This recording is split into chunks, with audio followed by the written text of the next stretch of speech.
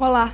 No vídeo de hoje vamos falar um pouquinho sobre o que é o estágio supervisionado de formação de professores, mas rememorando um pouco sobre a antiga prática de ensino, a fim de melhor compreendermos o que são os atuais estágios supervisionados. Apesar desse momento da formação docente inicial ter sido regulamentado pelo Conselho Nacional de Educação em 2002, portanto há quase 20 anos, entre outras coisas, estabelecendo a sua carga horária em 400 horas, ainda há quem se confunda sobre o que é o estágio, misturando seus princípios com o da antiga prática de ensino, que figurou nos currículos de licenciatura no século passado. A permanência nas dúvidas é tão grande que chega a afetar as mentes dos graduandos, mesmo estando todos nós na terceira década do século XXI. A maior parte das dúvidas gira em torno da dimensão teórica do estágio supervisionado.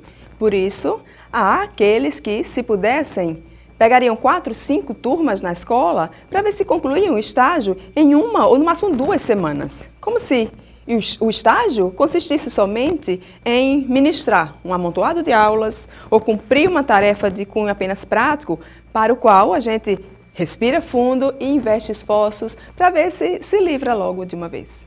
Por isso, no vídeo de hoje, vamos tratar um pouquinho do percurso de formação desse componente curricular dos cursos de formação de professores. Vamos lá?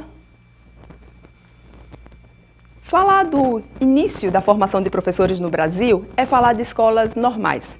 Apesar de, no princípio da sua constituição, a sua organização ter uma dimensão local, provincial, depois estadual, essa dimensão da formação ela é encontrada comumente em um componente chamado didática. Assim figurou também nas primeiras, finalmente, faculdades de formação de professores criadas no país na década de 1930. Continuou nesses moldes limitados até pelo menos 1961, quando, enfim, estabeleceu-se nacionalmente como obrigatório o componente prática de ensino na forma de estágio, que deveria ser cumprido em ginásios de aplicação, os colégios de aplicação como conhecemos hoje. Mas, como estava muito bom para ser verdade, o negócio não foi para frente. Já no ano seguinte, por meio de um parecer, o Conselho Federal de Educação autorizava que a prática de ensino pudesse ser desenvolvida em escolas de 1º e 2º graus. Percebem o que isso significa? O que está implícito nesse parecer? A desobrigação do Estado, do governo federal, na criação e manutenção dos ginásios. Alguns colégios de aplicação chegaram a ser criados, mas o fato é que a prática de ensino passou a ser desenvolvida mesmo nas escolas públicas, estaduais e municipais. O parecer de 1962 passou por uma regulamentação em 1969, que determinou que a prática poderia seguir na forma de estágio, sendo organizado levando em consideração os programas e currículos e calendários escolares, a fim de que pudesse melhor se integrar com a escola. E assim seguiu-se até por quase 20 anos, até pós-governo militar, porque só em 1987 o antigo Conselho Federal de Educação manifestou-se via publicação de um parecer que estabelecia que o estágio era responsabilidade de cada instituição de ensino superior. Cada instituição seria, a partir de então, autônoma para tomar decisões quanto a conteúdos, metodologia, execução e mesmo obrigatoriedade. Ou seja, a autonomia dada a uma dimensão que não era bem cuidada dentro dos cursos de formação de professores, terminou resultando em quê? Terminou mesmo resultando em uma pulverização de ações, fragilizando ainda mais o que se entendia por prática de ensino. Daí foi que entramos na década de 1990 com graves problemas em torno desse componente curricular. Quais eram, de modo geral, as suas marcas? A compra, a cópia, a denúncia pura e simples dos supostos erros da escola. O que significa a compra de um trabalho acadêmico? Isso que você está pensando mesmo. Crime.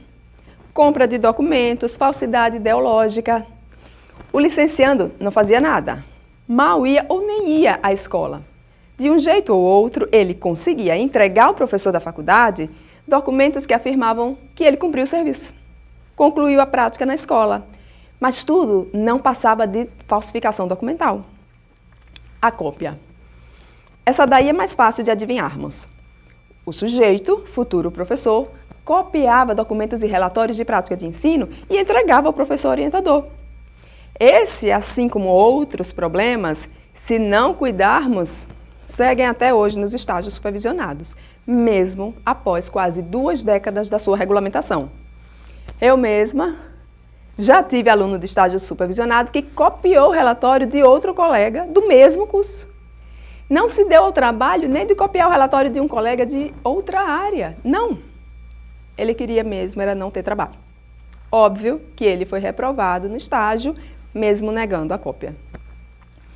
A denúncia pura e simples dos supostos erros da escola. Esse problema chega a ser atual, porque ainda hoje seguimos lembrando aos alunos de licenciatura, sobretudo aos alunos de estágio 1, estágio voltado para a observação da prática docente, no qual os licenciandos vão observar um professor ministrar aulas na escola e, a partir disso, refletir sobre a docência. Lembramos sempre que eles devem ir à escola fazer o quê? Observar situações que serão tomadas como ponto de partida para o seu exercício reflexivo.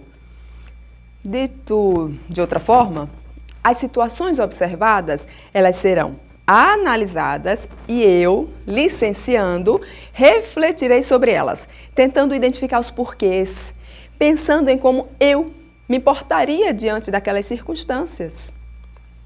Vejamos de outro modo. Eu, aluna de licenciatura, não vou escrever no meu relatório reflexivo de estágio sobre os supostos erros do professor da escola ou dos gestores da instituição. Se porventura considerei que algo feito em sala de aula foi inadequado, utilizarei a situação para pensar nas maneiras como eu agiria se estivesse no lugar dele. Jamais afirmar o que ele deveria ou não fazer na escola. Não é a minha função. E ao inverter essa lógica da observação, hoje, nos estágios supervisionados, o licenciando, ele passa a agir como protagonista da sua formação. É levado a um exercício de autoconhecimento e tomada de decisões. Algo muito mais complexo e frutífero do que ficar se fazendo de bonito, apontando o que considera erro dos outros. Apontar supostos erros do outro é fácil. Agora eu quero saber o que você, futuro professor, faria se estivesse no lugar dele. Portanto, nada de falar mal dos professores das escolas nos estágios. Não é essa a função do estágio supervisionado. Ah, mas se por acaso eu escrever no meu relatório? Tem acaso não, bem. Tem descuido. Se houver descuido, é simples. Vai lá e apaga do texto. Deleta. Até porque hoje é fácil, não é? Computador, você vai lá e deleta, formata a página, fica tudo arrumadinho rápido. Queria ver mesmo, era na época da máquina de escrever. Ah, posso passar corretivo aqui? Amor, pode não. Volte lá e datilografe a página todinha de novo para você aprender a não mais falar mal dos outros. Ainda mais sendo esses outros seus futuros colegas de trabalho. O fato é que a denúncia pura e simples dos supostos erros da escola, que apareciam reiteradamente nos relatórios de prática de ensino, fez com que muitos professores, no final dos anos 1990 e início do século XXI, passassem a rejeitar estagiários nas suas salas. Isso foi um problema que vivenciamos muito fortemente quando da regulamentação dos estágios supervisionados de 400 horas. Porque na antiga prática de ensino, tinha comumente de 60 a 100 horas. Lembrem que cada instituição de ensino superior era autônoma para decidir como organizar o componente curricular. Em seguida, vem uns tais estágios supervisionados de 400 horas. É o quê? Falava mal de mim em 100 horas, imagina agora com 400.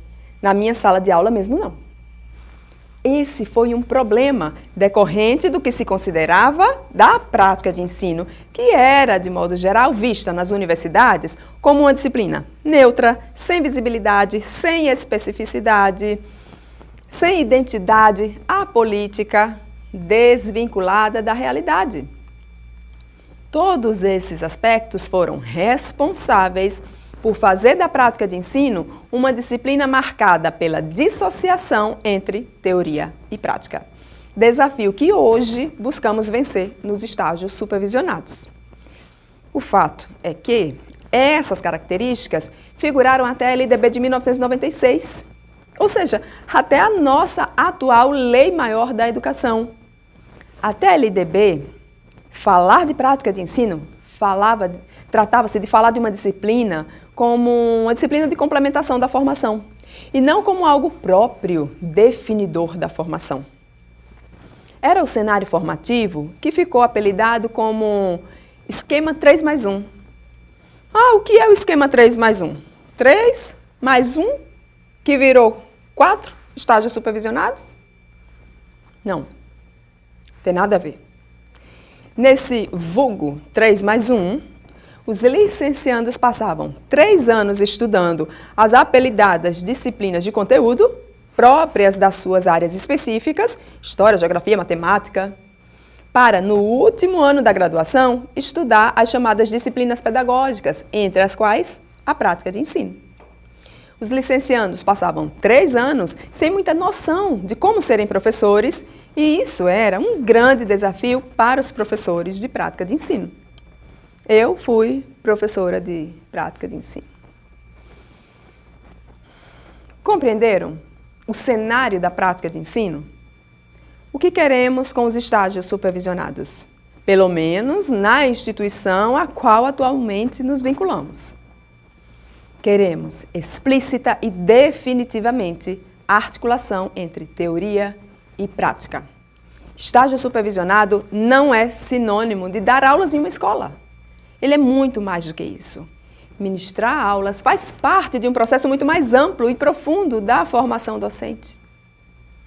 E como trabalhamos hoje? Qual é o projeto dos nossos estágios? Vou responder isso em outro vídeo, senão esse aqui vai ficar muito grande e vai ter quem não tenha paciência de assistir. E isso é um problema que nós, professores, temos que enfrentar, né? A pessoa vai assistir a um vídeo, daí olha o tempo. Tem mais de 10 minutos, nossa, aí já fica cansado antes mesmo de assistir. Então, vê aqui na descrição desse vídeo, que vou deixar o link do outro vídeo, no qual eu explico como trabalhamos em cada um dos 4 estágios supervisionados de 100 horas. Agora, antes de ir para o próximo vídeo, ficou com dúvidas? Põe aqui nos comentários, escreve aqui embaixo. Será um prazer responder a você.